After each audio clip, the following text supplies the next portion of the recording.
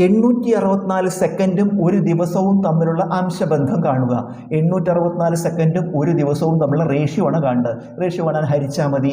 864 second by ഒരു ദിവസം. ഒരു ദിവസം ഹരിക്കുമ്പോൾ നമുക്ക് ഒരേ യൂണിറ്റ് വരണം. ഇവിടെ സെക്കൻഡ് അവിടെ ദിവസമാണ്, അപ്പോൾ അത് ഒരുപോലെ ആക്കണം.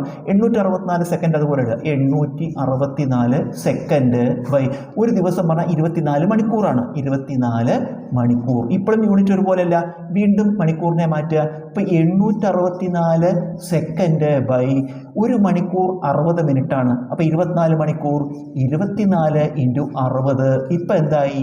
മിനിറ്റായി. ഇപ്പോഴും യൂണിറ്റ് ഒരുപോലെയല്ല, വീണ്ടും ഇതിനെ നമ്മൾ സെക്കൻഡ് ആക്കുക. അംശം അതുപോലെ ഇടുക. 864 സെക്കൻഡ് ബൈ ഒരു മിനിറ്റ് 60 സെക്കൻഡാണ്. അപ്പോൾ ഇതിനെ മിനിറ്റ് സെക്കൻഡ് ആക്കാൻ വീണ്ടും ഒരു 60 കൊണ്ട് ഗുണിക്കുക. 24 ഇൻറ്റു 60 ഇൻറ്റു 60 ഇപ്പോൾ യൂണിറ്റ് സെക്കൻഡ് ഒരുപോലെ. സെക്കൻഡ് വെട്ടിക്കളഞ്ഞ അംശം 864 ബൈ ഛേദം തമ്മിൽ ഗുണിക്കുക.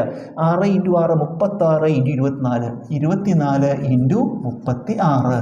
6 ഇൻറ്റു 24 144. 3 ഇൻറ്റു 24 72. കൂട്ടുമ്പോൾ 4 6 8. എത്ര കിട്ടി? 864. പിന്നെ ഈ 2 പൂജ്യങ്ങളുണ്ട്. 2 പൂജ്യം 86,400. 864 ബൈ 86,400 നമുക്ക് 864 കൊണ്ട് പഠിച്ചെടുക്കാം. ഇവിടെ ഒരു തവണ 2 പൂജ്യം. അപ്പോൾ എന്ത് കിട്ടി? 1/100. നമുക്ക് എന്താ ചോദിച്ചിരുന്നത്? അംശം എന്താ ചോദിച്ചിരുന്നത്? ഉത്തരം 1:100 ഉത്തരം.